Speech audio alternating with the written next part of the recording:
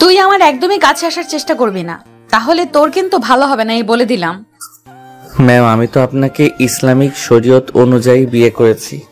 আমি আপনার কাছে না আসলে তাহলে কি অন্য বেটারা আসবে? অন্য বেটারা আসতে যাবে কেন? তুই আমার অনেক জুনিয়র আর আমার স্কুলে লেখাপড়া করিস।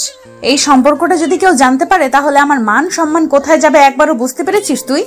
ঠিক আছে, আপনি যদি আমাদের সম্পর্কটা মানতে না পারবেন তাহলে সবার সামনে আমাকে বিয়ে করলেন কেন? আসলে তখন আমার মাথা ঠিক ছিল না, কি দিয়ে কি করব বুঝতে পারিনি। আমি সরি, আর কিছুদিন পর তোকে আমার কাছ থেকে মুক্ত করে দেব।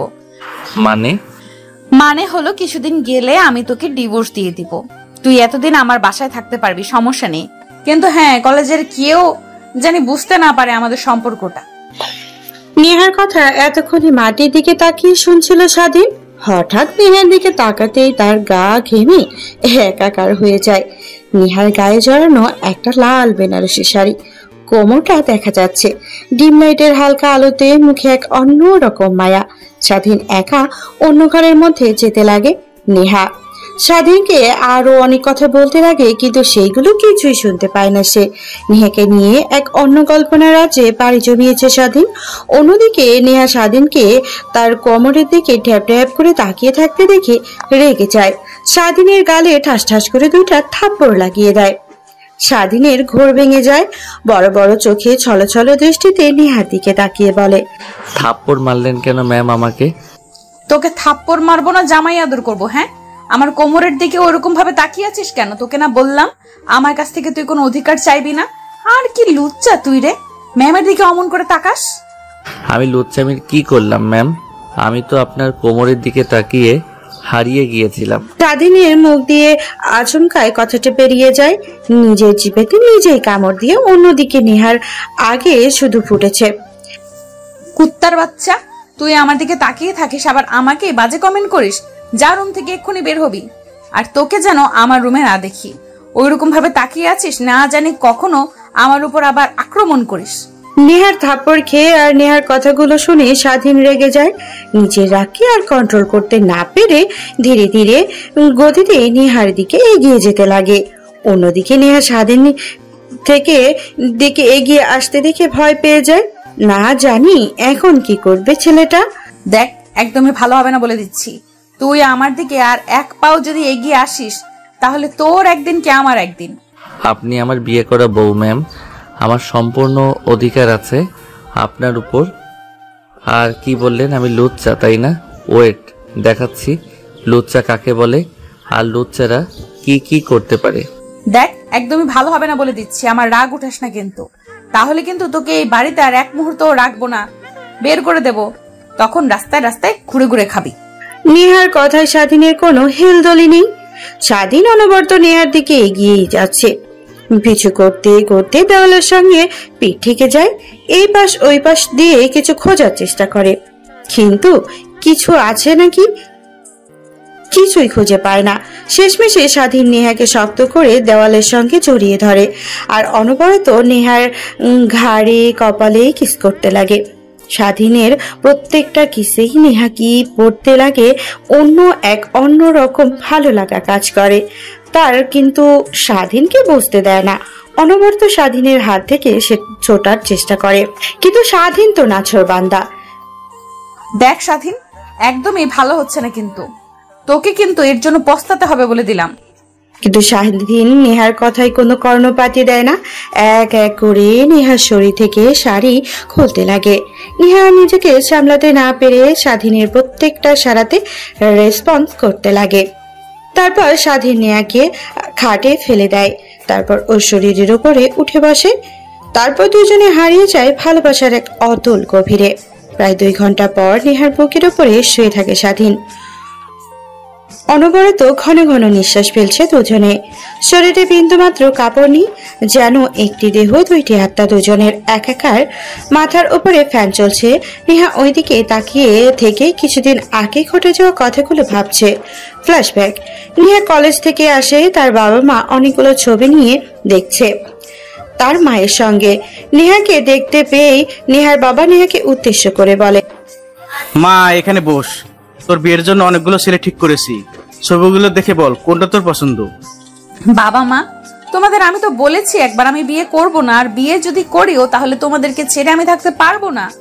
আমি ভালো করে জানি তোমাদের ছাড়া কেউ, তোমরা বিদ্রোহ হয়ে গেলে কে দেখাশোনা করবে। আমি বিয়ে করব না, একবার বলেছি, 1000 বার বলে যাব। দেখ মা, না করিস না, মেয়ে হয়ে জন্ম নিয়েছিস, শ্বশুর বাড়িতে যেতে হবে নাকি? আরো কতদিন থাকবে নিজের বাড়িতে? হ্যাঁ, তোর বাবার কোনো কিছুর অভাব নেই, তারপরও নিজের স্বামী সংসার বলেও তো একটা কথা আছে নাকি?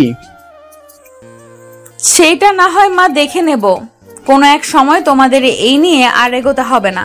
আর আমি তো তোমাদের একবার বলেই দিয়েছি বিয়ে করব না, আর বিয়ে যদি করিও অনেক দেরিতে, সদ্য মাত্র কলেজের ম্যাম হিসেবে জয়েন করেছি, যাক না আর কিছুদিন। কিন্তু মা দেখ, কি বিয়ে দিলে আমরা চিন্তামুক্ত হই, তুই কি চাস তোর বাবা চিন্তাতে না খেয়ে পেয়ে অসুস্থ হয়ে পড়ুক? নেহা তার বাবা আর মায়ের এমন কথা শুনে অনেকটাই বাকরুদ্ধ হয়ে যায়। নেহা নিজেও বুঝতে পারেনি তার বাবা আর মা এরকম ভাবে কথা বলবে। শেষে নেহা কঠোর গলায় তার বাবা আর মাকে উদ্দেশ্য করে বলে, তোমাদের যা ভালো হয় তাই করো, এতে আমার কোনো অমত নেই। কথাটা বলেই এক প্রকার রাগ দেখিয়ে নেহার রুমে চলে যায়। অন্যদিকে নেহার মা আর বাবা দুজনে নিজের মধ্যে বলাবলি করে, মেয়ে যে হতে যাচ্ছে না তার বিয়ের বিষয় নিয়ে, তাহলে আমরা আর না আগাই, ওর নিজের লাইফ ও নিজেই ঠিক করতে পারবে। দেখো, ওর কথা শুনে তো আমরা নিজেদের নামিয়ে রাখতে পারবো না। ওর ফিউচার বলে একটা কথা আছে, ওর স্বামী সংসার ছেলে মেয়ে এইসব একটা দরকার আছে না? আর বাবা মা হিসেবেও তো আমাদের একটা দায়িত্ব ভালো একটা ছেলের কাছে নিজের মেয়েকে তুলে দেওয়া। এই দেখো, এই দুটা ছেলেকে অনেক পছন্দ হয়েছে আমার। এই ছেলেটা এই শহরের একটা বিজনেস করে, আর এই ছেলেটা দেখতো চ্যানেলে সরকারি চাকরি করে। দেখে দুইটার মধ্যে কোনটা তোর পছন্দ? আমি একটা বার নেহাকে ছবিগুলো দেখিয়ে নিয়ে আসি, ওর এই দুইটা ছেলের মধ্যে কাকে পছন্দ হয়। কথাটা বলেই নিহার মা নেহার রুমের দিকে অগ্রসর হয়। দরজার কাছে গিয়ে কড়া নাড়তেই নেহা দরজা খুলে দেয়। নিহার মা খাটে গিয়ে বসে। অন্যদিকে নেহা সদ্যই ওয়াশরুম থেকে বের হয়ে ড্রেসিং টেবিলের সামনে বসে থেকে চুল শুকাচ্ছে। তারপর তার মার দিকে তাকিয়ে নেহা বলে, মা কিছু বলবে? তোমাদেরকে তো বলেই আসতাম, তোমাদের যা ইচ্ছা তাই করো, আমার এতে কোনো দ্বিমত নেই। মারে, তুই কি আমাদের উপর রেগে কথা বলছিস না? মেয়ে হয়ে জন্ম নিয়েছিস, বিয়ে তো করতেই হবে। আর বাবা মা হিসেবে আমাদের তো একটা দায়িত্ব আছে নাকি? এই ছবি দুটা দেখ, তোর এই দুজনের মধ্যে থেকে কাকে পছন্দ হয়। নেহা ছবিগুলো দেখে না, তাকিয়ে বলে ডান পাশের ছেলেটা পছন্দ হয়েছে। তারপর নেহার মা ছবিটা নিয়ে তার বাবাকে দেয়। নেহার বাবা ছেলের সঙ্গে কথা বলে বিয়ের দিন তারিখ ঠিক করে। অন্যদিকে স্বাধীন তার বাবা মানেই জন্মের পর থেকে ফুটপাতে বড় হয়েছে। তারপর একটা দাদিমা তাকে কুড়িয়ে পায়, সে তাকে লেখাপড়া করিয়েছে। কিছুদিন হলো সেও মারা গিয়েছে। সে লেখাপড়ার খরচ চালানোর জন্য একটা ক্যাটারিং সার্ভিসের সঙ্গে যোগদান করে, যেটা রাতে যে কোনো বিয়ের ইনভিটেশন, জন্মদিনের ইনভিটেশন এইগুলো কাভার করে। এর পাশাপাশি স্বাধীন দিনের বেলাতে লেখাপড়া করে। দেখতে দেখতে নেহার বিয়ের দিনগুলো এগিয়ে আসে। নেহার বিয়েতে বিন্দু মাত্র মত নেই, কিন্তু তার মা আর বাবার দিকে তাকিয়ে বিয়েতে হ্যাঁ বলেছে সে। বিয়ের পোশাক আজকে থেকে শুরু করে কোনো জায়গাতেই নেহা যায়নি, বারবার এড়িয়ে এসেছে। বিয়ের দিন সকালে নেহা তার মার কাছ, তার সঙ্গে নেহার বিয়ে হবে তার নাম্বারে মেসেজ করে তাকে ফোন করে নেহা, হ্যালো, আসসালামু আলাইকুম। কে? আমি কে এটা আপনার না জানলেও চলবে। আপনি যাকে বিয়ে করতে চলেছেন মেয়েটা অনেক বাজে, অনেক খারাপ, অনেক ছেলের সঙ্গে রিলেশন ছিল। ইভেন আপনি হয়তোবা জানেনও না, নেহার পেটে কিন্তু বাচ্চা আছে যার বাবার পরিচয় নেহা নিজেও জানে না। সে এর জন্য বিয়ে করতে রাজি ছিল না। সে চেয়েছিল বিয়ে না করে ছেলেটাকে জন্ম দিয়ে তাকে নিয়ে থাকতে। কে আপনি? আর এইসব কি বলছেন আমাকে? আর আপনি যে বলছেন এগুলো সত্যি কথা, তার কি প্রমাণ? প্রমাণ চাই আপনার, তাই না? আপনার হোয়াটসঅ্যাপে দেখেন, কয়েকটা ছবি পাঠিয়ে দিচ্ছি, ওইগুলো দেখলেই আমার মনে হয় আপনার আর কোনো প্রমাণ লাগবে না। আর এখন আমি রাখি, বাকিটা আপনার ইচ্ছে, একটা নষ্টা মেয়েকে বিয়ে করবেন কিনা। কথাটা বলে নেহা ডেভিল একটা হাসি দেয়। অন্যদিকে ছেলেটা হোয়াটসঅ্যাপ ওপেন করতেই দেখতে পায় কয়েকটা পিকগুলো ওপেন করতে দেখে নেহা একটা হাসপাতাল থেকে বের হচ্ছে। একটা ছেলেকে জড়িয়ে ধরে নেহা একটা ছেলের কাঁধে মাথা দিয়ে পার্কে বসে আছে। আরেকটা ছবিতে আরেকটা ছেলের সঙ্গে কফির মগে দুইজনে স্ট্রিট দিয়ে কফি খাচ্ছে। এইগুলো দেখে যে কেউ মাথায় রাগ উঠে যেতে পারে। নেহার প্রতিটা ছেলের রাগ উঠে যায়, কিন্তু কি করবে বুঝতে পারি না। সেভাবে এখন বিয়েটা ভাঙা যাবে না, এর উচিত একটা শিক্ষা দিতে হবে। তাই আনমনে ভাবতে লাগে, আমাকে ঠকানো, তাই না? ওয়েট, আমি দেখাচ্ছি। এমন অবস্থা করব আপনাদের মানুষের সামনে মুখ দেখাতে পারবেন না আপনারা। কথাটা বলে ছেলেটা ডেভিল একটা হাসি দেয়। অন্যদিকে যতই সময় ঘনিয়ে আসে ততই নেহার মুখে হাসি ফুটে উঠেছে, কিন্তু বিয়ে বাড়ির সমাগম এখনো কমেনি। নেহা ভাবতে লাগে, তাহলে কি ছেলেটা এসব কিছু বিশ্বাস করেনি? ভেবে নেহার ঘেমে একাকার হতে লাগে। কি এত কিছুর পরেও নেহাকে বিয়ে করতে হবে? এসবই ভাবতে লাগে নেহা। ঠিক তখনই বাহির থেকে শব্দ আসতে লাগে, বর এসেছে, বর এসেছে। এইটা দেখে নেহার তো এখন মরে যেতে ইচ্ছে করছে। জানালার কাছে গিয়ে দেখে বরের গাড়ি এসেছে। নেহা কান্না করতে লাগে। এত কিছু করার পরেও একটা ছেলে কিভাবে বিয়ে করতে রাজি হয়?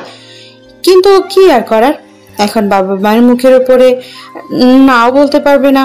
দেখতে দেখতে বড়রা এসে খাওয়া দাওয়া শেষ করে কাজের কাছে নিয়ে যায় নেহাকে। বিয়ে পড়াতে যাবে, ঠিক তখনই বর অর্থাৎ ছেলেটা দাঁড় হয়ে যায়। তারপর সবাইকে উদ্দেশ্য করে বলতে লাগে, এই যে দেখছেন মেয়েটা, বাজে একটা মেয়ে। ওনার পেটে বাচ্চা আছে, বাচ্চার বাবাকে সেটা উনি নিজে জানে না। আর এই যে আঙ্কেল, আপনি কি ভেবেছিলেন আপনার নষ্ট মেয়েকে আমার সঙ্গে জড়িয়ে দেবেন আর আমি হাসি হাসি মেনে নেব? তা কখনোই না। আপনার নষ্ট মেয়েকে আপনি কোথায় বিয়ে দেবেন তা জানি না, কিন্তু আমি বিয়ে করছি না। হাসি ছেলেটা বলেই ছেলেটা বর আসন থেকে উঠে যায়। নেহা এতক্ষণে কান্না করছিল, হঠাৎ কথাগুলো শুনে হাসি রেখা ফুটে ওঠে সকলের সামনে। ইয়াহু একটা চিৎকার দেয়। সবাই নেহার দিকে ড্যাব ড্যাব করে তাকিয়ে থাকে। একটা মেয়ের বিয়ে ভেঙে গেছে, আর সে আবার সকলের সামনে ইয়াহু এনজয় করছে। মাথা ঘুরে পড়ে যায়। সবাই চিৎকার দিয়ে ওঠে। নেহা তার ঘুমটা উঠিয়ে তার বাবার কাছে যায়। তার বাবার অবস্থা বেগতিক দেখে নেহা কান্না করতে লাগে। এটা সে না করলেও পারত। তার একটা ভুলের জন্য তার বাবাকে হারাতে হবে, এ সবাই ভেবেছিল। ঠিক তখনই নেহার বাবা সবাইকে উদ্দেশ্য করে বলে, আই এম সরি, আমার মেয়েকে ভালো শিক্ষা দিতে পারি নাই। এর কারণে সে নষ্ট একটা মেয়ে। আমি আপনাদের কাছ থেকে হাত জোর করে ক্ষমা চাচ্ছি, আপনাদের সবাইকে নিমন্ত্রণ করে সকলের সামনে অপমান অপবস্ত করার জন্য। প্লিজ আমাকে ক্ষমা করে দিবেন। পাশ থেকে অনেকে অনেক কথা বলছে, আবার অনেক মেয়েরা নিজেদের মধ্যে কানাঘুষা করছে। পাশ থেকে নেহা সব কিছুই শুনছিল, কিন্তু তার এখন কিছুই করার নেই। নেহা কখনো ভাবতেও পারেনি যে বিয়ে ভাঙতে এসব করতে গেল এত বড় কিছু হয়ে যাবে। অন্যদিকে স্বাধীন নেহার বাসার ক্যাটারিং এর দায়িত্বে এসেছিল, কাজ করছিল। হঠাৎ এসব শুনতে পেয়ে অনেকটা অভাবী হয়ে পড়ে, কারণ বিয়েতে থাকা মেয়েটা ছিল তাদের কলেজের ম্যাম। প্রথম দেখাতে বুঝতে পারেনি। যখন ঘোমটা তুলে তার বাবার কাছে আসে তখন স্বাধীন চিনতে পারে নেহার বাবার অবস্থা বেগতিক দেখে স্বাধীন একটা গ্লাসে পানি নিয়ে ভিড় ঠেলে সামনে দিয়ে নেহার বাবাকে দেয়। নেহার বাবা স্বাধীনের হাত থেকে পানি নিয়ে খায়, তারপর স্বাধীনের দিকে তাকিয়ে বলে, আচ্ছা বাবা, তুমি কি বিয়ে করেছো? আর তোমার কি গার্লফ্রেন্ড আছে? সবার সামনে এরকম প্রশ্নে শুনে স্বাধীন ভ্যাবাচেকা খেয়ে যায়। কি বলবে বুঝতে পারছে না, নিজেকে সামলে নিয়ে বলে, না আঙ্কেল, আমি বিয়ে করিনি, আর আমার গার্লফ্রেন্ডও নেই। এরকম অনাথ ছেলেকে কখনো কেউ ভালোবাসতে পারে নাকি? আবার যে কিনা নিজের খরচ নিজেই বহন করতে পারে না। কি বলছো বাবা? স্বাধীন একটু বাক্যে কাঁদো কাঁদো কণ্ঠস্বরে শুরু করে শেষ পর্যন্ত নেহার বাবাকে বলে। এটা শুনে নেহার বাবা অনেকটা খুশি হয়। তারপর স্বাধীনকে উদ্দেশ্য করে বলে, দেখো বাবা, তোমার লেখাপড়া খরচ ক্লাস আমার বড় বড় কোম্পানি আছে, তাদের দায়িত্ব তোমাকে দেব। বিনিময়ে তোমাকে আমার মেয়েকে বিয়ে করতে হবে। স্বাধীন কথাটা শুনে অনেকটাই অবাক হয়, কারণ মেঘ না চাইতেই জল। কিন্তু নিমেষেই মেয়েটার অর্থাৎ নেহার কথাগুলো তার কানে ভাসতে লাগে। অনেক খারাপ, তার পেটে বাচ্চা আছে। স্বাধীন সেই কথাগুলোকে কর্ণপাত না দিয়ে আনমনে ভাবতে লাগে। উনি তো আমাদের কলেজের ম্যাম। আমি যতটুকু দেখেছি অনেক ভালো, কিন্তু তার নামে এসব মিথ্যা অপবাদ ছড়ালো। আবার হইতেও পারে মানুষের চেহারা দেখে তো আর মানুষের চরিত্র নির্ধারণ করা যায় না। আচ্ছা, না হয় বাদই দিলাম, আমার নিজের লাইফটা তো পরিবর্তন করতে পারবো, এটাই অনেক কিছু। অনেকে তো ধর্ষিতা ডিভোর্সি মেয়ে বিয়ে করেন, আমি নাই তো বাচ্চা সহ মেয়েকে বিয়ে করলাম। এটা না হয় এখন নতুন ইতিহাস হয়ে থাকলো। স্বাধীন এইসব কথা চিন্তা করে হ্যাঁ বলে দেয়। তারপর নিহার বাবা সবাইকে উদ্দেশ্য করে বলে, ভাই সাহেব, যারা এসেছেন প্লিজ খাওয়া দাওয়া করে যাবেন। আর আমার মেয়ের বিয়ে হবে আজকে এই মুহূর্তেই। তারপর নিহার স্বাধীনের দিকে তাকিয়ে সে চিনতে পারে না, ভাবতে লাগে কোথায় যেন দেখেছি, কিন্তু মনে করতে পারে না। তারপর নিহার বাবা স্বাধীনের হাতে একটা রুমি নিয়ে যায়, তারপরে একটা প্যাকেট দিয়ে বলে, বাবা এখানে শেরওয়ানি আছে, এগুলো পরে বাইরে আসো। কথাটা বলে নিহার বাবা চলে যায়। স্বাধীন প্যাকেটটা খুলে দেখে শেরওয়ানি, পায়জামা, চাদর আর ক্যাটারিং এর ড্রেসটা খুলে ফেলে। তারপর শেরওয়ানি আর পাঞ্জাবি পরে রুমের বাইরে আসে। তারপর নিহার বাবা স্বাধীনের হাত ধরে সব বড় আসনে নিয়ে যায়। এক পাশে স্বাধীন, অন্য পাশে নেহাকে নিয়ে বসিয়ে দেয়। তারপর কাজী সাহেব পুনরায় বিয়ের প্রস্তুতি শুরু করেন। দেখতে দেখতে বিয়ে হয়ে যায়। অনেক বাজে কমেন্ট, অনেকে আবার ভালো কমেন্ট, আবার নেহার দোষও অনেকে ধরেছে, আবার নেহাকে ভালো বলেছে। এসবই বলেছে। দেখতে দেখতে বিয়ের সময় শেষ হয়ে যায়। নেহাকে তার রুমে রেখে আসা হয়।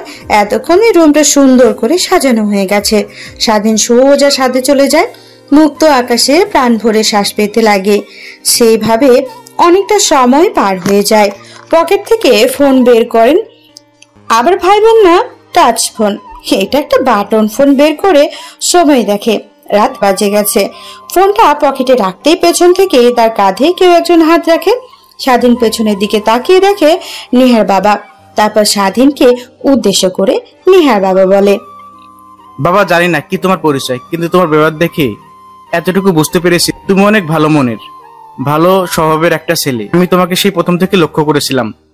কাজের ক্ষমতা, সকলের সঙ্গে ভালো ব্যবহার, এইসব দেখে আমি মুগ্ধ হয়েছিলাম, কিন্তু ভাবতে পারিনি বিয়েটা এইভাবে ভেঙে যাবে আর তোমার সঙ্গে আমার মেয়েকে বিয়ে দিতে হবে। আচ্ছা বাদ দিই সেসব কথা, তুমি তো বলছো অনাথ, আজ থেকে আমার বাসাতে থাকবে আর তোমাকে কাজ করতে হবে না, লেখাপড়া করতে হবে, আমার অফিসগুলো দেখাশোনা করতে হবে তোমাকে। জি স্যার, আমি লেখাপড়াও করি, এর পাশাপাশি কাজ করি। আপনার মেয়ে অর্থাৎ নেহা ম্যাম যে কলেজের ম্যাম, ওই কলেজে আমি লেখাপড়া করি। ও আচ্ছা, তাহলে তো ভালোই। আর আমাকে স্যার বলো না, আমাকে বাবা কিংবা আঙ্কেল বলে ডাকো। হ্যাঁ আচ্ছা স্যার। ও সরি বাবা। স্বাধীনের কথা শুনে নিহার বাবা হালকা হেসে ওঠে। তারপর স্বাধীনের সঙ্গে আরো অনেক কথা বলে। দেখতে দেখতে প্রায় 12টা বেজে যায়। তারপর নিহার বাবা স্বাধীনকে উদ্দেশ্য করে বলে, যাও বাবা, রুমে যাও, আর কতক্ষণ বাইরে থাকবে? নেহমা তোমার জন্য অপেক্ষা করছে বুঝি। নিহার বাবার কথা শুনে স্বাধীন ছাদ থেকে নেমে নেহার রুমে প্রবেশ করে। রুমে প্রবেশ করে দরজা লাগিয়ে সামনে ফিরতেই দেখে নেহা দাঁড়িয়ে আছে। কোনটা খুলে এটা দেখে রীতিমতো স্বাধীন একটু ভয় পেয়ে যায়। কি রে, তুই আমাকে বিয়ে করলি কেন? আমার সম্পর্কে এত বাজে কথা শোনার পরেও? ম্যাম দেখেন, আমি স্যারের দিকে তাকিয়ে আর না বলতে পারিনি। বুঝি বুঝি, সবই বুঝি। সব আমার বাবা সয় সম্পত্তি ধকল করার ধান্দা, তাই না? তা তো একদমই হতে দেব না। বাই, তবে তোকে যেন এর আগে কোথায় দেখেছি, কিন্তু মনে করতে পারছি না রে। আমি কই দেখেছি তোকে? ম্যাম আমার নাম স্বাধীন, আমি আপনার কলেজে ইন্টার সেকেন্ড ইয়ারে পড়ি। ও আচ্ছা, তাহলে এর জন্যই তোকে চেনা চেনা লাগছিল আমার। বর্তমানে নেহার উপরের দিকে তাকিয়ে কথাগুলো ভাবছিল। ভেবে স্বাধীন কি নিজের সঙ্গে শক্ত করে জড়িয়ে ধরে।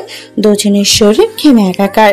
হঠাৎ কি যেন মনে করে নেহা স্বাধীনকে তার বুকের ওপর থেকে সরিয়ে দেয়।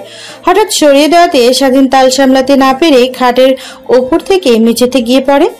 অনেক ব্যথা পাইছে। হঠাৎ সামনের দিকে তাকিয়ে দেখে নিয়ে হাত তার দিকে রাগিয়ে দৃষ্টিতে তাকিয়ে থেকে ফুঁসছে। কুত্তার বাচ্চা, তোকে বলেছিলাম না তুই আমার কাছে আসার চেষ্টা করবি না, আর তুই কিনা আমার সঙ্গে। ছি, আমি কি করলাম? যা করার তো। চুপ, একদমই চুপ। আর একটা কথা বলবি না তুই। কথাটি বলেই নেহা স্বাধীনের সামনে তার না দাঁড়িয়ে থেকে ওয়াশরুমের দিকে চলে যায়। স্বাধীন মেঝেতে আর না বসে থেকে খাটে গিয়ে বসে। পরে তার দুই হাতের পাশে ছড়িয়ে দিয়ে বসতে হঠাৎ স্বাধীন হাতের সঙ্গে সঙ্গে কিছু একটা ভেজা ভেজা ফিল করে। সেই দিকে তাকাতে দেখে বিছানার চাদরের রক্ত। সেটা স্বাধীন ভাবতে লাগে, নেহা ম্যাডাম না বললো সে আগে থেকেই একজনকে ভালোবাসে, তার বাবু নাকি মামির পেটে? তাহলে এসব কি? মাথা ভর্তি প্রশ্ন। স্বাধীন কিভাবে এর উত্তর পাবে নিজেও জানে না। ভাবতে ভাবতে হঠাৎ অসময়ে দরজা খোলার শব্দ পায়। সেদিকে তাকিয়ে দেখে নেহা সোজা বেলকনিতে চলে যায়। তারপর জামা কাপড় শুকোতে দিয়ে সোজা ড্রেসিং টেবিলের সামনে এসে মাথায় চুলে হেয়ার ড্রায়ার করতে লাগে। স্বাধীন অনবরত নেহার দিকে প্রশ্নসূচক দৃষ্টিতে তাকিয়ে থাকে। অন্যদিকে নেহা আয়নাতে স্বাধীনকে ওই রকম ভাবে তাকিয়ে থাকা দেখে পেছন ফিরে উদ্দেশ্য করে বলে, কিরে তোর আবার কি হয়েছে? ওয়াশরুম থেকে বের হওয়ার থেকে দেখছি তুই আমার দিকে ওরকম ভাবে তাকিয়ে আছিস যে, কিছু কি বলবি? হঠাৎ নেহার মধুর কণ্ঠ শুনে স্বাধীন একটু ভরকে ওঠে। এ যেন এক অন্যরকম নেহাকে দেখছে সে। নিজেকে সামনে নিয়ে হঠাৎ নেহাকে উদ্দেশ্য করে বলে, আচ্ছা ম্যাম, আপনি তো বললেন আপনার একটা বয়ফ্রেন্ড আছে, তার বেবি আপনার পেটে, তাহলে আপনি ভার্জিন থাকেন কি করে? স্বাধীন এরকম প্রশ্ন শুনে নেহা রেগে যায়। রাগে যেন তার শরীর থেকে আগুন বের হচ্ছিল। স্বাধীন সেটা দেখে একটু ভয় পেয়ে সোজা ওয়াশরুমে চলে গিয়ে দরজা লাগিয়ে দেয়। স্বাধীনকে বাচ্চামোপনা করতে দেখে নেহা নিজের অজান্তেই হেসে দেয়। তার এই হাসির কারণ নেহা নিজেই জানে না। 1 ঘন্টা পর ওয়াশরুম থেকে উকিঝুঁকি মারতে লাগে স্বাধীন। অন্যদিকে নেহা বেডে শুয়ে থাকে, ফোন চাপছিল। হঠাৎ ওয়াশরুমের দিকে নজর যেতেই স্বাধীনকে উকিঝুঁকি মারতে দেখে নেহা বলে, কিরে তোর আবার কি হলো? ওয়াশরুম থেকে বের হচ্ছিস না, আবার ওয়াশরুমের দরজা দিয়ে মাথা বের করে উকিঝুঁকি মারছিস, তোর মতলব কি? চোরের মতো করছিস কেন?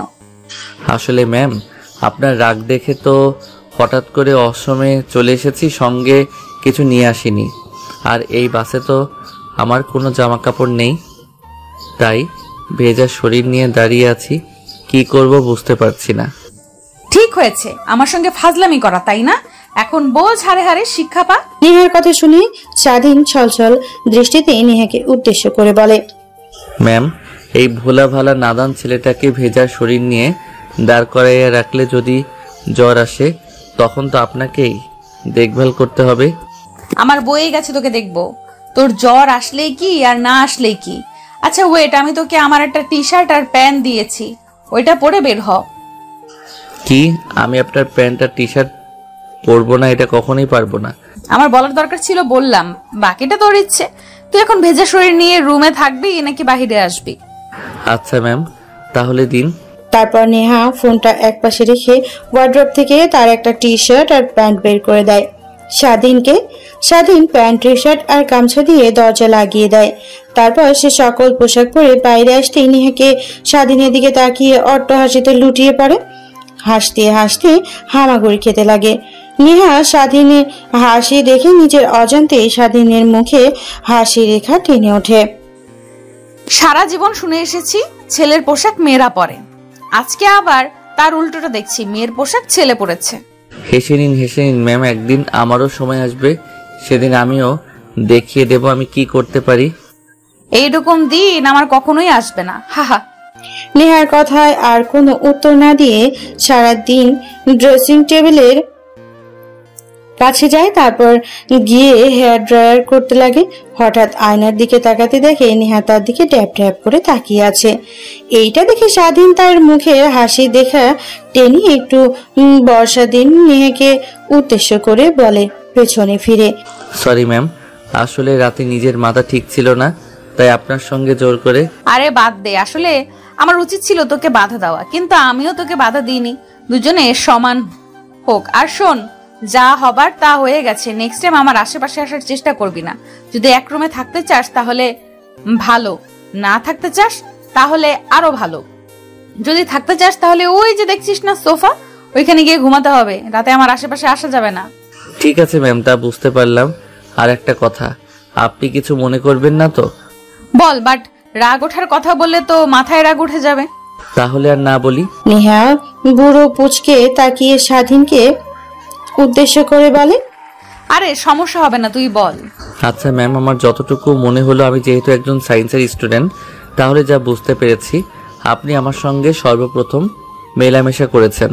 তাহলে লোকের সমাজে যে আপনার নামে মিথ্যা দুর্নাম ছড়াচ্ছে, আপনার পেটে নাকি বাচ্চা, আপনি অনেকের সঙ্গে বেডে শুয়েছেন, তাহলে কি এগুলো সব মিথ্যা? স্বাধীনের এরকম প্রশ্ন শুনে রাগ মাথায় উঠে যায়, কিন্তু নিমেষে নিজের রাগকে দমিয়ে মনে মনে ভাবে আসলেই তো এসব স্বাধীনের জানা উচিত ছিল। তাই বলে, এখন আমি যদি তোকে বলি বাহিরে যে আমার নামে দুর্নাম ছড়াচ্ছে সেটা আমি ছড়িয়েছি, তাহলে তুই কি বিশ্বাস করবি? না ম্যাম, বিশ্বাস করতে যাব কেন? আপনি আমার নামে কিসের জন্য মিথ্যা অপবাদ ছড়াতে যাবেন, যেটাতে আপনার চরিত্র, আপনার ফ্যামিলি, আপনার মা বাবার সম্মান নষ্ট হবে? হ্যাঁ, কিন্তু আমি লোক সমাজে আমার নামে মিথ্যা কথা ছড়িয়েছি যেন বিয়েটা না হয়। আসলে আমি বিয়ে করতে চাইনি। আমার মা বাবা কেউ নেই এই পৃথিবীতে আমি ছাড়া। আমি যদি অন্য ঘরে চলে যাই তাহলে আমার মা বাবাকে কে দেখবে ভাবতে পারছিস? তাই ভেবেছি কখনো বিয়ে করব না।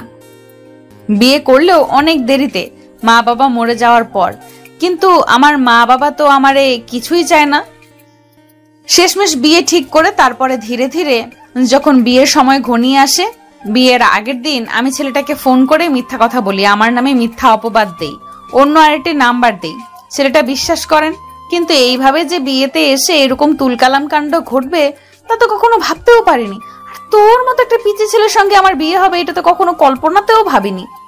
আসলে সরি ম্যাম, আমার আপনার বাবার কথা শুনে বিয়েতে রাজি হওয়া আসলে উচিত হয়নি। আরে সরি কেন বলছিস? তুই যা করেছিস ঠিকই করেছিস। ওখানে যদি তুই না হয়ে অন্য কোনো ছেলে থাকতো তাহলে হয়তো বা মুখের সামনে না বলে দিত, কিন্তু তুই অনেক ভালো। তুই চাচ্ছিলি না আমার বাবার কোনো ক্ষতি হোক, তাই তখন তুই বিয়েতে রাজি হয়ে গেছিস। আচ্ছা বাদ দে এসব কথা, তুই তো এতিম তাই না? তোর এই পৃথিবীতে কেউ নেই। হঠাৎ নেহার এমন প্রশ্নে স্বাধীন বা ক্রুদ্ধ হয়ে যায়। কান্না মিশ্রিত কণ্ঠে নেহাকে উদ্দেশ্য করে বলে, হ্যাঁ ম্যাম, আমার এই পৃথিবীতে কেউ নেই। জন্মের পর থেকে আমি রাস্তায় বড় হয়েছি। হঠাৎ একটা দাদিমার সঙ্গে দেখা হয়, তিনি আমাকে লালন পালন করত, বাসায় বাসায় কাজ করে, কিন্তু কয়েক মাস আগে সেও মারা গেছে। শেষমেশ আমি কোনো কিছু বুঝতে না পেরে পার্ট টাইম কাজ করি, প্লাস পড়াশোনা করি। শোন, তোর পড়াশোনার প্রতি আমি অনেক আগ্রহ দেখতে পারছি।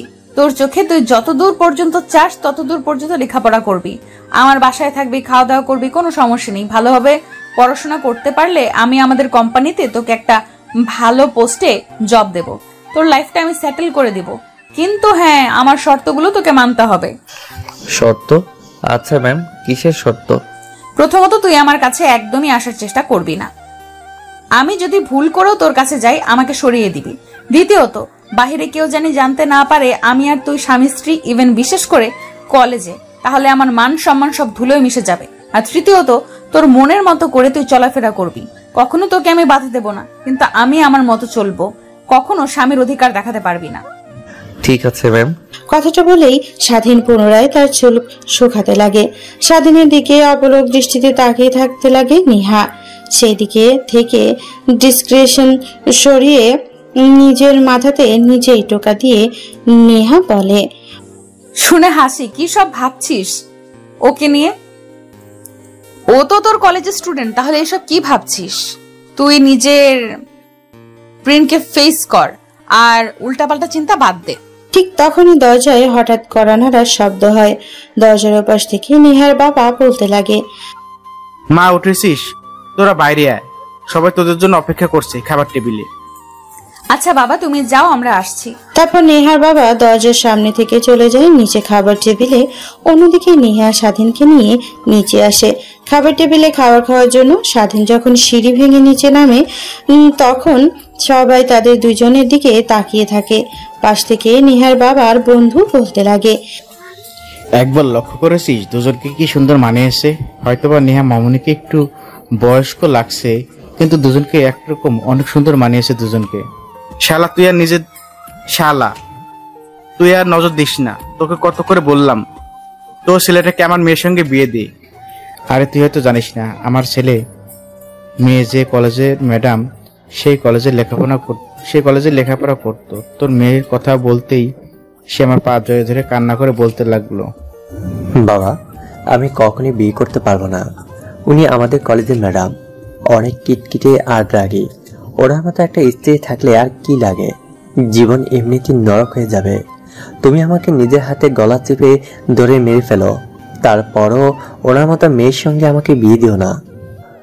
তারপর আমি আমার ছেলের কথায় কোনো রেসপন্স করি না, জোর করে বিয়ে দিতে চাই। কথাটা বলতে দুদিন পরে তো অন্য আরেকটা মেয়ে নিয়ে পালালো। হারামজাদা এখনো বাসায় আসেনি। শুনলাম কলেজ করে দুজন একসাথে বাসায় আসে না। আমি আর কি করব? বাবা হয়ে ওর অ্যাকাউন্টে প্রত্যেক মাসে টাকা পাঠিয়ে দেই, ও আর ওর স্ত্রী যেন ভালোভাবে চলতে পারে। নেহার বাবা আর নেহার বাবার বন্ধু দুজনে নিজেদের মধ্যে কথোপকথন করছিল। ঠিক তখনই বাবা আবার খাবার টেবিলে দুজনে এক পাশে বসে। টেবিলের অপর দিকে থাকা নেহা চাচাতো বোনেরা স্বাধীনের দিকে তাকিয়ে বলতে লাগে, দুলা ভাই, রাতে বুঝি সিনিয়র বইয়ের অনেক প্যারা পাইছেন, তাই না? গালে লিপস্টিক দিয়ে ভরে আছেন। স্বাধীন নেহা চাচাতো বোনের কথাটা শুনে নিজের গালে হাত দিয়ে দেখতে লাগে। অপরদিকে থাকা নেহা চাচাতো বোনেরা স্বাধীনের এইরকম কর্মকাণ্ড দেখে হাসাহাসি করতে লাগে আর বলতে লাগে, দেখেছিস, আমার কথাটাই ঠিক। তাহলে সিনিয়র বউ আপনাকে রাতে অনেক আদর করেছে। ভেবেছিলাম আপুকে যে রাগী হয়ে থাকতে, ভেবেছিলাম তো আপনার খবর আছে, কিন্তু এইসব হয়ে গেল তা তো আমরা ভাবতেও পারিনি। অন্যদিকে নেহা স্বাধীনের এরকম বাচ্চামো দেখে না করতে নিজের অজান্তে মাথায় হাত দিয়ে মনে মনে বলতে লাগে, হায় রে কপাল, কি একটা ছেলের সঙ্গে বিয়ে দিয়ে দিল বাবা, বাচ্চা কোথাকার। ও তো গোসল করেছেন, মুখেও তো লিপস্টিক থাকার কথা না, তারপরেও এতজনের সামনে শরম দেওয়ার জন্য নিজের গালে হাত দিয়ে দিল। অন্যদিকে নেহা চাচাতো বোনেরা বুঝে যায় স্বাধীনের গালে হাত দেওয়াতে যে তাদের মধ্যে রাতে কিছু না কিছু তো হয়েছেই। এর কারণেই হয়তোবা স্বাধীন লিপস্টিক দেখার জন্য গালে হাত দিয়েছিল। স্বাধীন আর মাথা তুলে তাকাতে পারছে না, নিচের দিকে তাকিয়ে আছে। অন্যদিকে নেহা চাচাতো বোনেরা স্বাধীনকে অনবরত বলেই চলেছে, আচ্ছা ভাইয়া, রাত কটা পর্যন্ত জেগেছিলেন? আচ্ছা, প্রথমে কে শুরু করেছিল, আপনি নাকি আপু? মনে হয় না তো আপু, আপনি শুরু করেছিলেন। স্বাধীন কিছুই বলছে না। অন্যদিকে নেহার রাগে কাঁধ ভেঙে যায়। নিজেরা কি আর কন্ট্রোল করতে না পেরে খাবার টেবিলে দুই হাত দিয়ে থাপ্পড় দিয়ে বলে, কি শুরু করেছিস তোরা? থামবি একটু? আসার পর থেকে উল্টাপাল্টা কথা বলে চলেছিস। আমি তোদের বড় আপু, এখানে বসে আছি, তারপরে উল্টাপাল্টা কথা বলছিস। নিহার রাগে সবাই ভয় পায়, কারণ নিহার রাগ অনেক ভয়ঙ্কর। রাগে প্লেটটা ফ্লোরে ছুঁড়ে মারে, তারপর খাবার টেবিল থেকে উঠে নিজের রুমের দিকে চলে যায় নেহা। অন্যদিকে স্বাধীন নেহার রাগের কারণ বুঝতে পারে, কিন্তু কিছুই বলে না। খাবার খাওয়া শেষ করে একটা প্লেটে খাবার নিয়ে রুমে চলে যায়। তারপর রুমে গিয়ে দেখে নেহা খাটের উপরে আধ শোয়া হয়ে কিছু একটা ভাবছে। খাবার প্লেটটা টি টেবিলে রেখে স্বাধীন বলে, ম্যাম, এই নাম আপনার জন্য খাবার নিয়ে এসেছি, পানিও নিয়ে এসেছি। আর হঠাৎ রেগে গেলেন যে? ওনারা তো আমার সঙ্গে ফাইজলামি করছিল, আর আপনি রেগে গেলেন, যেখানে লেগে যাওয়ার কথা আমার। হঠাৎ নেহা খাট থেকে উঠে স্বাধীনের কলার চেপে ধরে পেছনের দিকে নিয়ে যেতে যেতে স্বাধীনকে দেওয়ালের সঙ্গে চেপে ধরে স্বাধীনের নিঃশ্বাস নিতে কষ্ট হয়। নেহা রাগে কটমট করতে করতে বলে, কুত্তার বাচ্চা, রাতে তুই যদি ওরকম না করতি তাহলে তো আর এসব হতো না। আমার ডিভোর্স লাগবে, তোর সঙ্গে থাকতে পারবো না আমি। তোর টাকা লাগবে তাই না? তোর যত টাকা লাগে তত টাকা আমি দেবো। তোকে বলেছি না তোর লেখাপড়ার খরচ, হ্যাঁ, তোর ব্যাংক অ্যাকাউন্ট করে ওইখানে আমি টাকা দেবো। তুই প্রত্যেক মাসে টাকা বের করে চলবি। এখন বল, তোর আর কত টাকা লাগবে আমাকে ছেড়ে যেতে? আমি তোর সাথে থাকতে চাই না। ছাড়ুন, আমাকে কি ভেবেছেন আমি লোভী? হ্যাঁ লোভী, আসলে মানুষের মায়ার অনেক লোভ। আমার আপনার বাবা কান্না করতে করতে বলেছিল, তাই আপনি কি বিয়ে করেছি। আপনাদের টাকা দেখে না আর কি বলছেন টাকা লাগবে? একটা টাকাও লাগবে না। কিউটি পেলে খাবার রাখা আছে, খাবার খেয়ে নেন, তারপর না হয় কাজী অফিসে গিয়ে আমাকে ডিভোর্স দিয়ে দিয়েন। কথাটা বলে 3:30 রুমের মধ্যে আর না থেকে বেলকনিতে চলে যায়। বাহিরের দিকে তাকিয়ে স্বস্তির একটা নিঃশ্বাস ফেলে। আসলে অল্প কিছু সময়ের মধ্যে নেহার প্রতি অন্য এক রকম মায়া কাজ করতে লাগে স্বাধীনের। কিন্তু কি করবে, সে তো চাইলেও নেহাকে কাছে রাখতে পারবে না। কোটিপতি বাবার একমাত্র মেয়ে, আর সে মাত্র একটা রাস্তায় বড় হওয়া ছেলে, কখনো এক হতে পারবে না। এই অল্প কিছু সময়ের মধ্যে নেহাকে নিয়ে অনেক স্বপ্ন দেখে ফেলেছিল স্বাধীন। সেই সব ভেবেই নিজের অজান্তেই স্বাধীনের চোখ দিয়ে এক ফোঁটা অশ্রু বের হয়। সেদিন নিজের হাত দিয়ে চোখ মুছে ফেলে আর আনমনেই ভাবতে লাগে, কান্না করছিস কেন? কার জন্য কান্না করছিস? একটা মেয়ের জন্য চাই কিনা? তোকে কোনো মূল্যই দেয় না, কঠোর হতে হবে, আমাকে দেখিয়ে দিতে হবে। আমিও পারি একদিন ওনাদের থেকে বড় কিছু হয়ে দেখাবো। যেটা ভাবতে লাগে আনমনে স্বাধীন।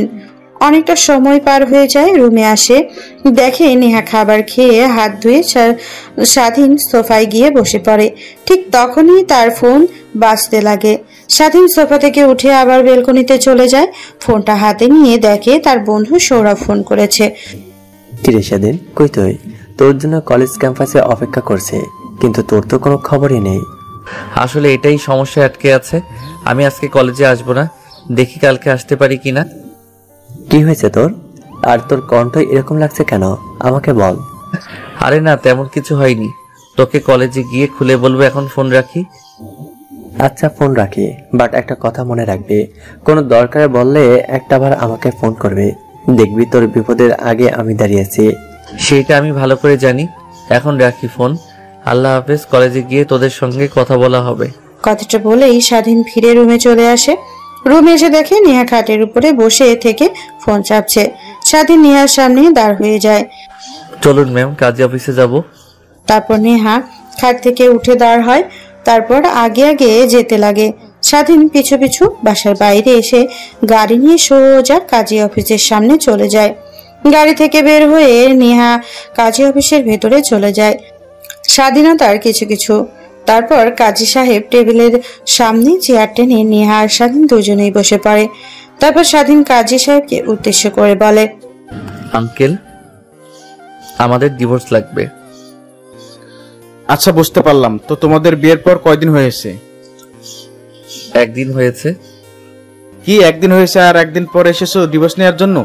আজকাল মেয়েরা কি ভাবে, নিজেদেরকে বিয়েটা ছেলে খেলা মনে করে, আর একদিন পরে আর ডিভোর্স হয় না, মিনিমাম 3 মাস লাগে। তোমরা যদি ডিভোর্স নিতে চাও তাহলে তোমাদের দুজনকে একসঙ্গে 3 মাস থাকতে হবে, তারপর না হয় ডিভোর্সের জন্য অ্যাপ্লাই করতে পারবে। এর আগে অ্যাপ্লাই করলে তোমাদের ডিভোর্স হবে না। পাশ থেকে নেহা শুধু কথাগুলো শুনছিল।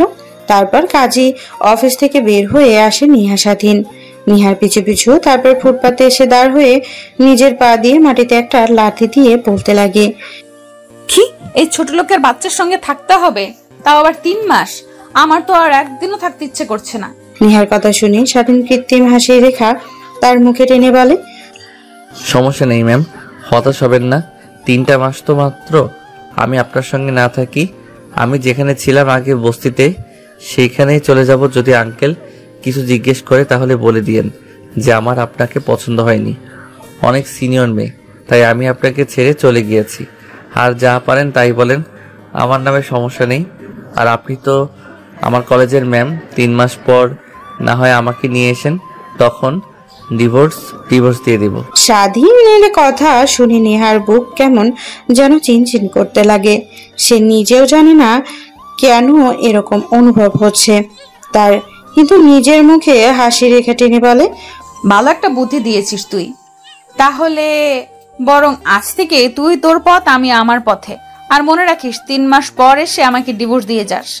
সেটা আপনাকে বলতে হবে না ম্যাম। কথাটা বলেই স্বাধীন ফুটপাত দিয়ে হেঁটে তার বস্তির দিকে যেতে লাগে। নেহা সেখানেই দাঁড়িয়ে থাকে। স্বাধীনকে যেতে দেখে তারপর গাড়িতে উঠে বসে।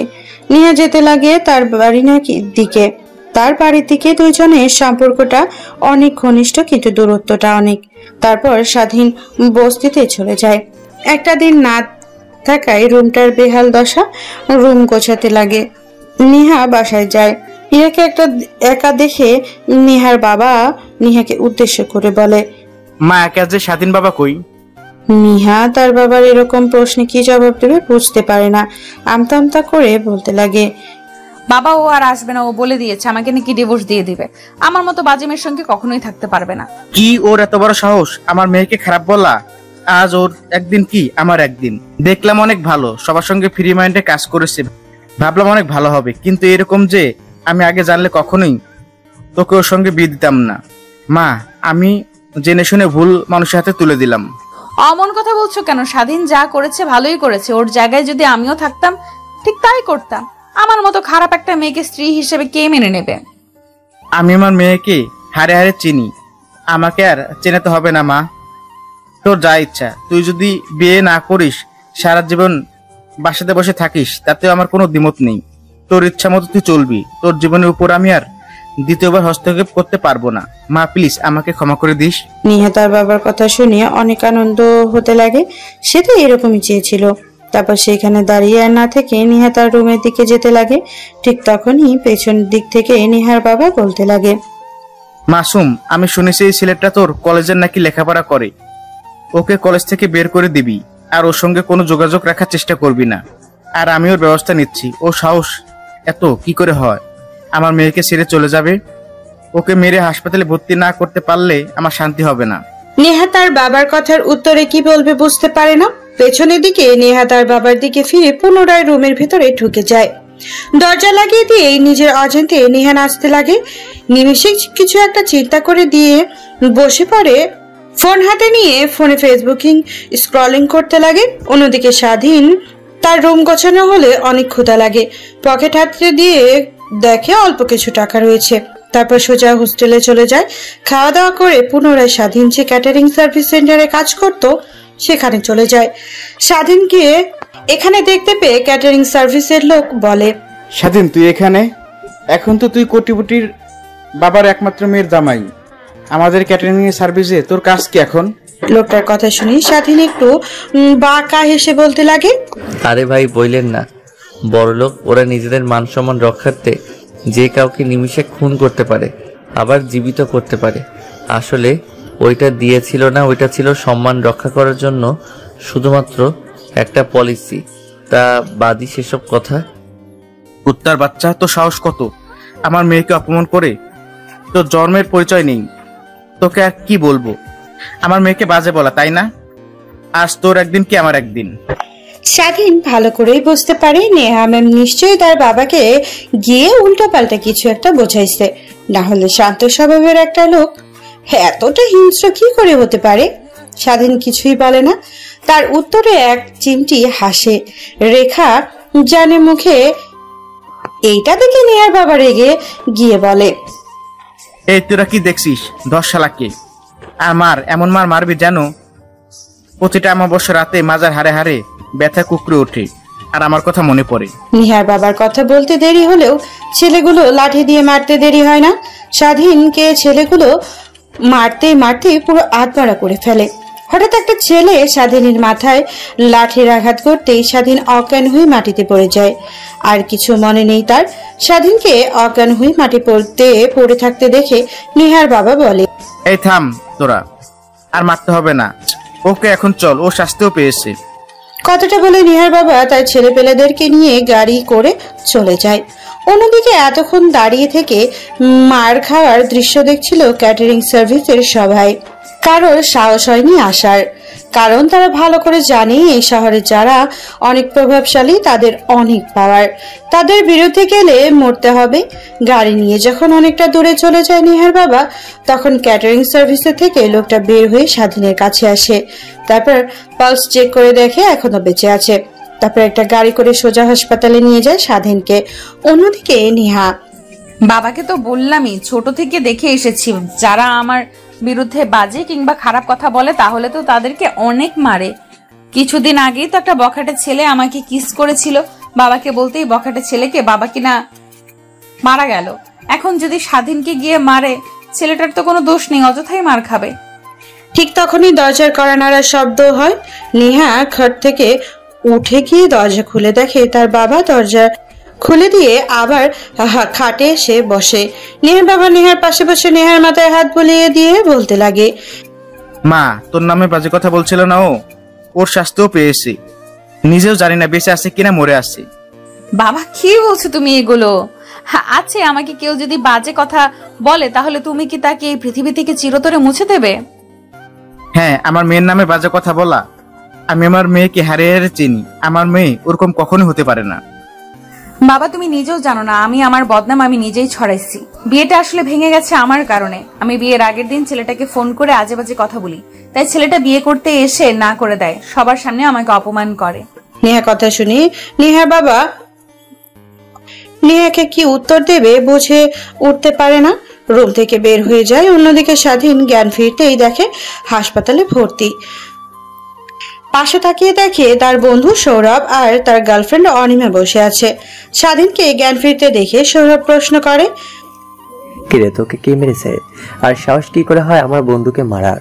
ওর একদিন কি আমার একদিন, শুধু একটা বার বল। আরে বাদ দে, কেউ মারিনি। আমি আমার বাপের শাস্তি পেয়েছি। আসলে তখন আমার রাজি হওয়াটাই উচিত ছিল না। যদি রাজি না হতাম তাহলে আজ আমার এই ঋণ দেখতে হতো না। বাদ দে। আচ্ছা সত্যি করে বল তোর কি হয়েছে? তারপর সৌরভ স্বাধীনকে শুরু থেকে শেষ পর্যন্ত বলতে লাগে। সৌরভ কথা শুনে অনেকটা অবাক হয়, কিন্তু কিছু বলে না। সে চিনে ফেলছে কে। উনি তো আমাদের কলেজের ম্যাম, তাই না? হ্যাঁ, বাট তুই কি করে চিনিস? সেটা না হয় কিছুদিন পর এমনিতে জানতে পারবে। তা বাদ দিছে এই সকল কথা, একটা অতীত মনে করে মুছে ফেল। এখন কি রকম লাগছে তোর? হ্যাঁ, এখন অনেক ভালো লাগছে। বাসায় যাব, চলো। আরে বাসায় যেতে হবে, নাম কিছুদিন একটু রেস্ট নিয়ে তারপরে যাস। তোর মাথায় অনেক জোরে আঘাত লাগায় অনেক রক্ত বের হয়েছে। ডাক্তার বলেছে তাও সর্বনিম্ন 2-3 দিন থাকতে হবে। আমার আবার রক্ত? বাদ দে, চল। ডাক্তার এত তাদের ব্যবসার পুঁজি করানোর জন্য বলবেই। তারপর সৌরভ স্বাধীনকে অনেক করে বোঝানোর চেষ্টা করে, কিন্তু স্বাধীন কিছুই বোঝে না। হসপিটাল থেকে বের হয়ে আসে, হাতে ব্যান্ডেজ, মাথায় ব্যান্ডেজ। এই অবস্থায় ক্যাটারিং সার্ভিস সেন্টারে গিয়ে কাজও করতে পারবে না। তাই সৌরভের সঙ্গে একটা রেস্টুরেন্টে যায়, খাওয়া দাওয়া করে সারাদিন তার বস্তিতে চলে যায়। অন্যদিকে তাহলে স্বাধীনের নেহা ম্যামের সঙ্গে বিয়ে হয়েছিল, তাই না? তোমার যার সঙ্গে বিয়ে হওয়ার কথা ছিল উনিই তো? হ্যাঁ, তুমি ঠিকই দেখেছো কতটা বাজে। তুমি বলতে ভালো, অনেক ভালো, কিন্তু দেখেছো তার মনের ভিতর কতটা কালো। আসলে মানুষের উপরটা দেখে ভেতরটা নির্ধারণ করা যায় না। অনেক বাজে একটা মেয়ে, তাই তো আমি বিয়ে করতে রাজি হইনি, তোমাকে বিয়ে করেছি। তারপর তারা দুইজন নিজেদের মধ্যে কথোপকথন করতে লাগে। স্বাধীন ঘুমিয়ে পড়ে, ঘুম ভেঙে যায়। পরের দিন সকালে ঘুম থেকে উঠে খাবার রান্না করতে চলে যায়। আসলে স্বাধীন সবই পারে। রান্না করে খাওয়া দাওয়া শেষ করে স্বাধীন চলে যায় কলেজে গিয়ে সৌরভদের সঙ্গে আড্ডা দিতে লাগে। ক্লাসের সময় হলে স্বাধীন ক্লাসে চলে যায়। এক এক করে সবাই ক্লাসে করতে লাগে। স্বাধীন মনোযোগ দিয়ে পড়তে লাগে। নিহার ক্লাস আসতেই নিহা ক্লাসরুমে আসে। প্রথমেই নজর দেয় স্বাধীনের দিকে। মাথায় ব্যান্ডেজ করা, হাতে পায়ে ব্যান্ডেজ ইউজ করা, বোঝা যায় অনেক মেরেছে তার বাবা। কিন্তু এগুলো তো ছেলের মধ্যে, তো তাকে গিয়ে কিছু বলতে পারবে না। এক এক করে স্বাধীন সব কটা ক্লাস শেষ করে বাইরে পট গাছের নিচে বসে আড্ডা দিচ্ছিল। ঠিক তখনই নিহা স্বাধীনের কাছে এসে বলে, একটু এইদিকে আসো, তোমার সঙ্গে কিছু কথা বলার আছে। না ম্যাম, যা বলার এখানে বলেন। আমার বন্ধু আর কোথাও যাবে না। আবার যদি আপনার বাবাকে নিয়ে উল্টোপাল্টা কথা বলেন তখন তো আবার আমার বন্ধুকে মারবে। যা বলার এখানে বলেন। একটু এইদিকে আসো, তোমার সঙ্গে ইম্পর্টেন্ট কিছু কথা বলার আছে। তারপর স্বাধীন সেখান থেকে উঠে খানিকটা দূরে গিয়ে দাঁড়ায়। তার পিছু আসে নেহা। স্বাধীনকে উদ্দেশ্য করে বলে, আসলে আই এম সরি, আমি কখনো ভাবতেও পারিনি আমার এই মিথ্যা বলার কারণে তোমাকে আমার বাবা মারবে। সরি, আমাকে মাফ করে দিও। আরে না ম্যাম, সরি বলছেন কেন?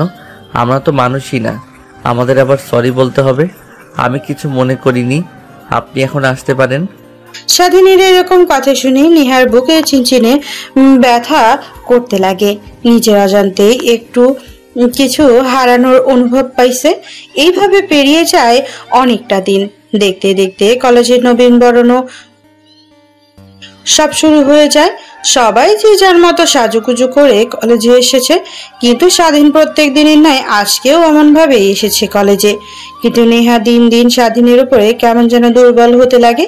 নেহা নিজেও জানে না কি কারণে। নেহা একটা গায়ের শাড়ি পরে এসেছে। মাথায় স্কার্ফ বেঁধে এসেছে। সবার সঙ্গে একত্র হয়ে দাঁড়িয়ে অনুষ্ঠান দেখছিল। হঠাৎ করে স্বাধীনকে একটা মেয়ের কলার চেপে ধরে একটা পরিত্যক্ত ক্লাসরুমের দিকে নিয়ে যেতে লাগে। এইটা চোখ এড়ায় না নিহার। স্বাধীন অনেক করে ছাড়ানোর চেষ্টা করে, কিন্তু মেয়েটা তাকে ছাড়ে না। নিহা এটা দেখে পেয়ে অনেকটা রেগে পিছু পিছু তাদের ক্লাসরুমের দিকে আসতে লাগে। হঠাৎ করে দরজা খুলে ভেতরে ঢুকে দেখে মেয়েটা স্বাধীনকে জোর করে কিস করতে চাচ্ছে, কিন্তু স্বাধীন বারবার তাকে সরিয়ে দিচ্ছে। মেয়েটা আর কেউ না, এই কলেজের প্রিন্সিপালের মেয়ে। এইসব কি? হ্যাঁ প্লিজ ছেড়ে দেন, আমাকে একদম ভালো হচ্ছে না। দেখো সত্যি কয়েকটা কথা বলি, আমি বিবাহিত, আমার স্ত্রী আছে। কথাটা শুনেই মেয়েটা স্বাধীনের কলার ছেড়ে দেয়, বড় বড় করে তাকিয়ে সত্যি করে বলছি আমি বিবাহিত। মেয়েটা বলে। এইটা শুনে মেয়েটা স্বাধীনকে ছেড়ে দিয়ে রুম থেকে বের হয়ে যায়। দরজার সামনে নেহাকে দেখতে পেয়ে এক প্রকার ভরকে উঠে স্বাধীন। আসতে যাবে, দরজার সামনে নেহাকে দেখতে পেয়ে একটু বাকরুদ্ধ হয়ে যান। নেহা স্বাধীনকে দেখে নিজেকে সামলাতে পারে না, ক্লাসরুমের দরজাটা ভেতর থেকে আটকিয়ে দেয়। তারপর গুটি গুটি পায়ে স্বাধীনের দিকে এগিয়ে আসতে লাগে। স্বাধীনের দিকে যত এগিয়ে আসছে নেহা ততই স্বাধীনের পিছু যেতে লাগে। দেওয়ালের সঙ্গে পিঠ থেকে গেলে নেহাকে উদ্দেশ্য করে বলে স্বাধীন, ম্যাম এইসব কি করছেন? প্লিজ আপনার বক্তব্য আমার ভালো লাগছে না, আমাকে যেতে দেন, বাইরে সবাই আমার জন্য অপেক্ষা করছে। তুই যা ভেবেছিস তাই হবে আজকে। দেখুন ম্যাম, অযথা মায়া বাড়ি আর কি লাভ? আর মাত্র 2 মাস পরে তো আপনাকে ডিভোর্স দিতে হবে, অযথা মায়াটা বাড়িয়ে কি লাভ? আমি যদি তোকে ডিভোর্স না দেই তাহলে কি করবি তুই? মানে? ওয়েট দেখাচ্ছি। কথাটা বলেই নেহা স্বাধীনের ঠোঁটের সঙ্গে ঠোঁট লাগিয়ে চুষতে লাগে। প্রায় 5 মিনিট পর ছেড়ে দিতেই স্বাধীন হাঁপাতে লাগে। স্বাধীনকে দেখেই নেহার মনের মধ্যে কেমন যেন শিহরণ জেগে ওঠে, এক অন্যরকম ভালো লাগা কাজ করে। ঠিক তখনই স্বাধীন নেহার দিকে রাগী দৃষ্টিতে তাকিয়ে বলে, দেখুন ম্যাম, আপনি কিন্তু আপনার লিমিট ক্রস করছেন। বাজে একটা মেয়ে। আমি বাজে একটা মেয়ে তাই না? কি কি করতে পারি? কথাটা বলে নেহা তার বুকের উপর থেকে কাপড় সরিয়ে ফেলে।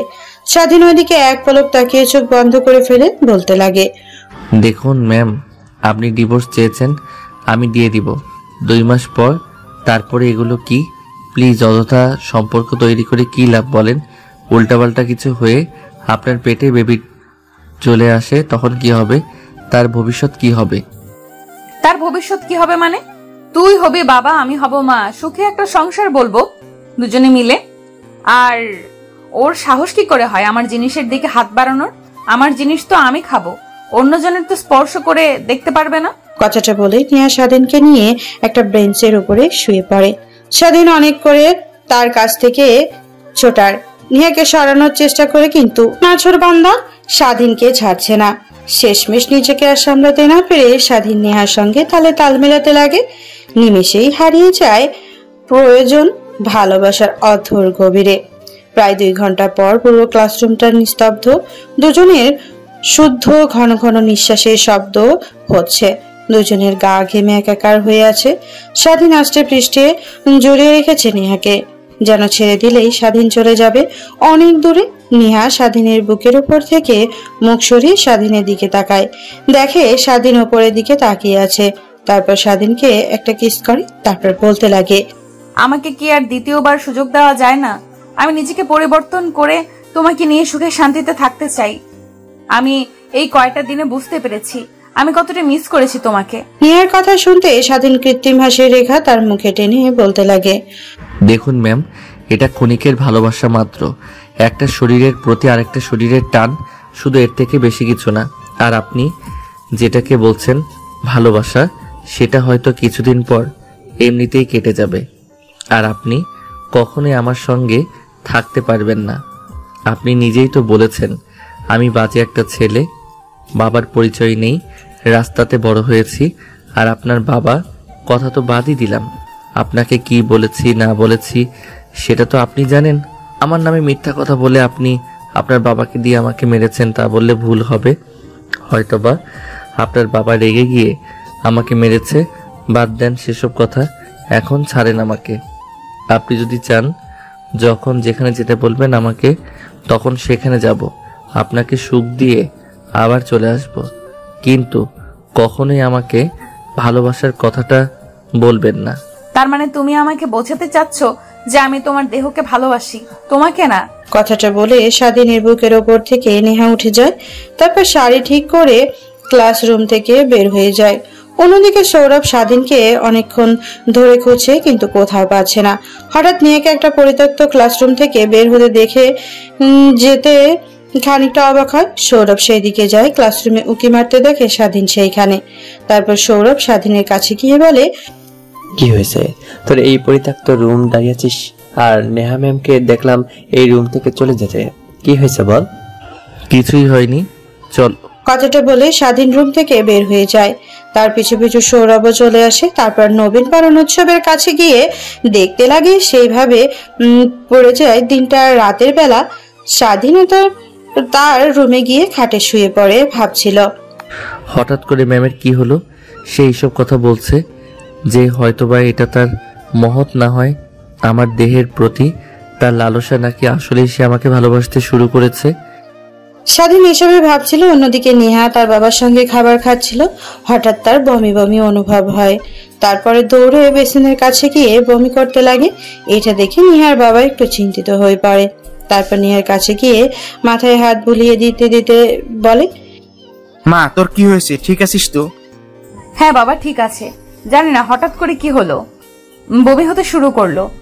ডাক্তারকে ফোন করব আসার জন্য? না বাবা, ফোন করতে হবে না, বেশ কিছুদিন হলো এরকম হচ্ছে। ভাবছি ডাক্তারের কাছে গিয়ে পরীক্ষা করে আসবো কলেজ থেকে আসার সময়। আচ্ছা মা। কথাটা বলে নিহার বাবা খাবার খেয়ে তার রুমে চলে যায়। কোন দিকে নিহার আর খাবার খেতে ইচ্ছে করে না, তার রুমে চলে যায়। ফোন বের করে বাচ্চাদের ভিডিও দেখতে লাগে। নিজের অজান্তেই কেন যেন এইগুলো দেখতে ভালো লাগছে। রাত যখন অনেকটা গভীর হয়ে যায়, নিহার চোখে কোনো ঘুম নেই। কেমন যেন টক খেতে ইচ্ছে করছে তার। তাই রুম থেকে বের হয়ে কিচেন রুমে চলে আসে। ফ্রিজ থেকে আচারের কৌটোটা বের করে খেতে লাগে। এদিকে নিহার বাবার অনেক পানি তৃষ্ণা পাওয়ায় নিচে আসে পানি খাবার জন্য।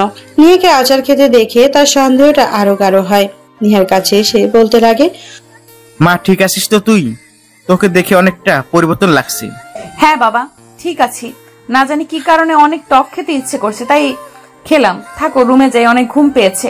কথাটা বলে কৌটাটা আটকে ফ্রিজে রেখে নেহা তার রুমে চলে যায়। অন্যদিকে নেহার বাবার মাথা ঘেমে একাকার হয়ে যেতে লাগে। সে যার চিন্তা করছে তা যদি সত্যি হয়, রাতটা পেরিয়ে যায়। সকালবেলা ফ্রেশ হয়ে কলেজে চলে যায় নেহা ক্লাস করানোর জন্য। এক এক করে সবার ক্লাস করাতে লাগে। স্বাধীন ক্লাসরুমে এগিয়ে ক্লাস করার ছিল। হঠাৎ নিয়ে মাথা ঘোরান দিয়ে মাটিতে অজ্ঞান হয়ে পড়ে যায়। সবাই তড়িঘড়ি করে কাছে আসে। মুখে পানি ছিটা দিতেও জ্ঞান ফিরে আসে না। এটা দেখে সবাই একটু অবাক হয়। স্বাধীন একটু বেশি হয়। তারপর নেহাকে পাজা কোলে তুলে স্বাধীন বাহিরে আসে। তারপর একটা সিএনজিতে করে সোজা হসপিটালে নিয়ে যায়। স্বাধীন অন্যদিকে সবাই দেখে তো অবাক হয়ে যায়। তারা নিজেদের মধ্যেই কানাঘুষা করতে লাগে। স্বাধীনটা ওভার রিয়াক্ট করলো কেন? হয়তো বা ম্যামের কারণে এইসব ভাবছিল। কোনো দিকে স্বাধীন হসপিটালে নিয়ে গিয়ে তৈরি করে নেহাকে ডাক্তারের কাছে নিয়ে যায়। ডাক্তার নেহাকে দেখতে লাগে। কিছুক্ষণ পর ডাক্তার হাসিমকে স্বাধীনের কাছে এসে বলে, আগে বলুন আপনি পেশেন্টের কি হন? স্বাধীন বুঝতে পারে না কি বলবে, আমতা আমতা করে মুখে ফসকেই বলে ফেলে, আমি ওনার হাজবেন্ড। কি হয়েছে ওনার? ও জুনিয়র। আচ্ছা বাদ দাও সেসব কথা, খুশির খবর আছে। আগে মিষ্টি খেলাম, আপনি বাবা হতে চলেছেন। ডাক্তারের কথা শুনে স্বাধীনের মুখে হাসি রেখা ফুটে ওঠে। সে বাবা হচ্ছে। চিন্তার কোনো কারণ নেই, একটু পর বেডে শিফট করা হবে। আর এখানে কিছু ওষুধ লেখা আছে, ওষুধগুলো নিয়ে আসুন। তারপর নেহাকে বেডে শুয়ে রাখা হয়। সারাদিন গিয়ে নেহার পাশে চেয়ার টেনে বসে নেহার হাত শক্ত করে জড়িয়ে ধরে। ঠিক তখনই নেহার জ্ঞান ফিরে আসে। স্বাধীনকে দেখতে পেয়ে নেহা বলে, কি হয়েছে আমার? আর আমি এখানে কেন, হসপিটালে কেন? আমি তো ক্লাসরুমে ছিলাম। ম্যাম, আপনি মা হতে চলেছেন। মানে? তারপরেও স্বাধীন তার হাতে থাকা রিপোর্টগুলো নেহার দিকে এগিয়ে দেয়। রিপোর্টগুলো দেখে নেহা স্বাধীনকে শক্ত করে জড়িয়ে ধরে গালে কপালে কিস করে বলতে লাগে, এখন অন্তত আমাকে ছেড়ে চলে যেও না। আমাদের বাবুর কথা চিন্তা করে ওনার তো এখন বাবা দরকার। প্লিজ আমাকে ভুল বুঝে ছেড়ে যেও না। নেহার কথা শুনে স্বাধীনে হাসির রেখা তার মুখে টেনে বলে, কিছুদিন পর আপনাকে এমনি মেনে নিতাম ম্যাম, এখন তো আবার সারপ্রাইজ দিলেন আমাকে বাচ্চার বাবা, নিজে একটা বাচ্চা, এখন আবার বাচ্চার বাবা হব। কোন বাচ্চাকে সামলাবেন ম্যাম এখন? 2 বাচ্চাকে সামলাবো। কথাটা বলে নেহা স্বাধীনকে শক্ত করে তার সঙ্গে জড়িয়ে ধরে। আরো একটা ভালোবাসা পূর্ণতা পেল। না জানি রাইটারের জীবনে এরকম ভালোবাসা আদৌ আসবে কিনা। ধন্যবাদ সবাইকে আমাদের গল্পের সাথেই থাকার জন্য।